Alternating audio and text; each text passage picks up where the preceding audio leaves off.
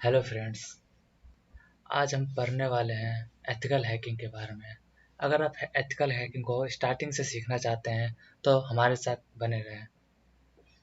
Ethical hacking को start करने से पहले आपको उसकी थ्योरी को समझना पड़ेगा और उसके साथ साथ आपको प्रैक्टिकल भी करने पड़ेंगे। हमारे चैनल पर आपको थ्योरी और प्रैक्टिकल दोनों करवा के दिखाए जाएंगे। तो आइए स्टार्ट करते हैं।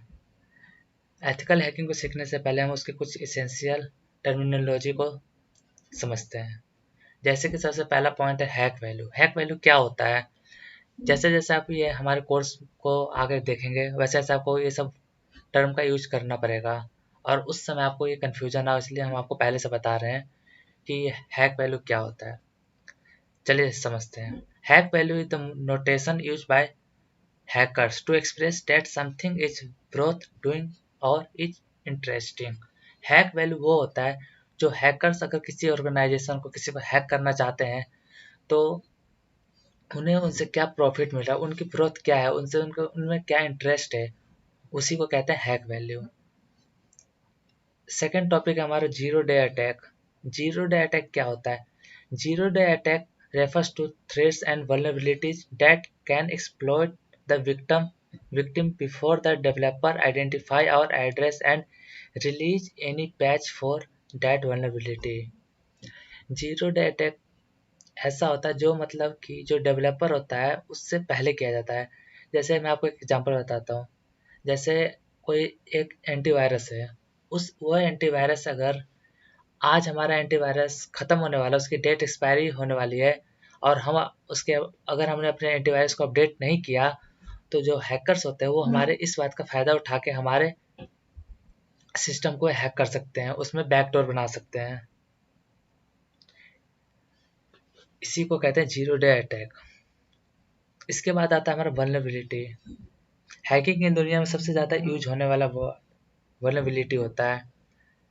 The vulnerability refer to a weak point, loophole और a cause in any system or network which can be helpful and utilized by the attackers to go through it. Any vulnerability can be entry point for them to reach the target. Vulnerability का मतलब था कमियां। अगर आप किसी system को hack करना चाहते हो, अगर सिस्टम पर फुल कंट्रोल करना चाहते हो तो आपको उसके बारे में उसके सिस्टम की वल्नरेबिलिटी को खोजना पड़ेगा, लूप होल को खोजना पड़ेगा। सबसे पहले हम जैसे किसी भी ऑर्गेनाइजेशन पर अटैक करते हैं तो उससे पहले हमें इसकी वल्नरेबिलिटी को निकाल देखना पड़ता है। ये क्या होता है? वो हमारे लिए हेल्पफुल होता है, ये हमारी बहुत मदद करता है। किसी सिस्टम पर किसी टारगेट को वो उसका एंट्री पॉइंट बनाता है। किसी टारगेट तक पहुंचने का ये क्या होता है? एक एंट्री पॉइंट होता है। इसके बाद आता है डेसिक changing.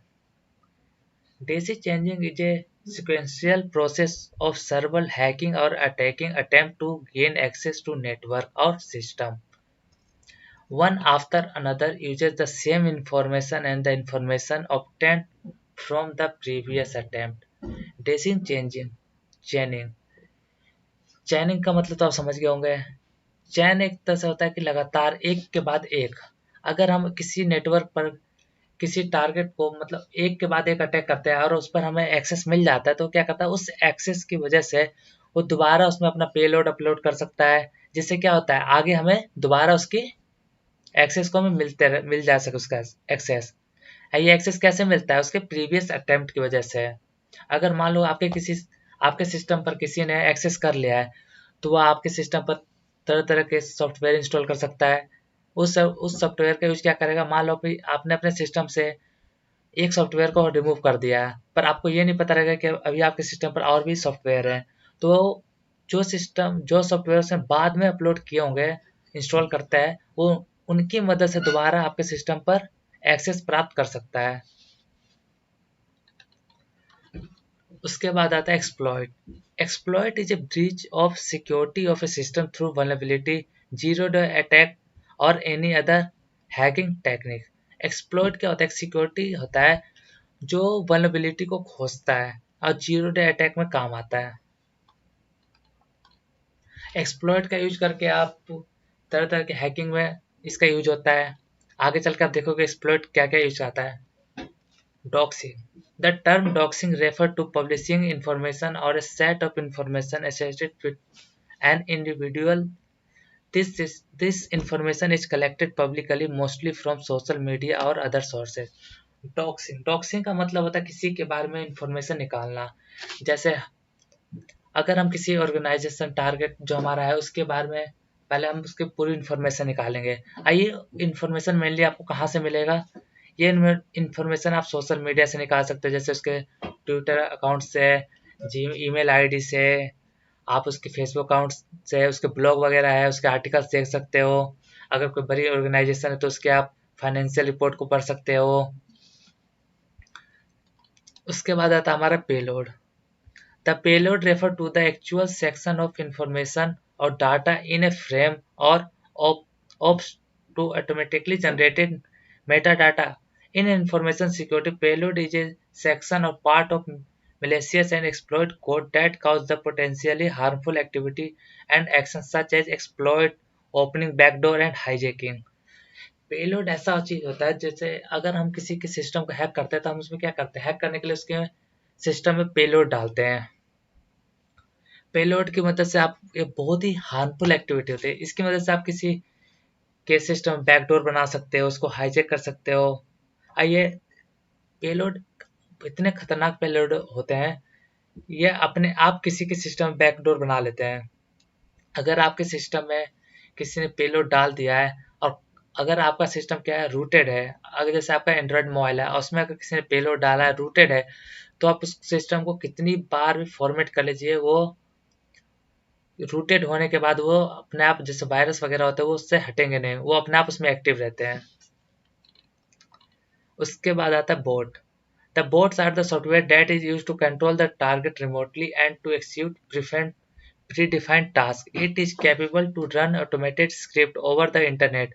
The bots are also known as for internet bot or web robot. These bots can be used for logical purpose such as chatter bots, commercial purpose or intended malicious purpose such as GPM bots, virus or worm spreading, botnets or DDoS attacks. Bots are software, ये एक ऐसे software होता है जो control करते हैं target को remotely, और उसमें कोई टास्क फिक्स होता है जो प्री डिफाइंड था, जो अपने आप काम करना शुरू कर जाता है।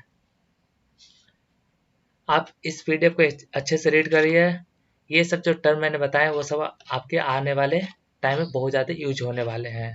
अगर आपको कोई प्रॉब्लम हो तो आप मुझसे कमेंट करके पूछ सकते हो, और इसका पीडीएफ मैं नीचे लिंक डाल दूंगा जहाँ से आप इसको डाउनलोड कर सकते हो।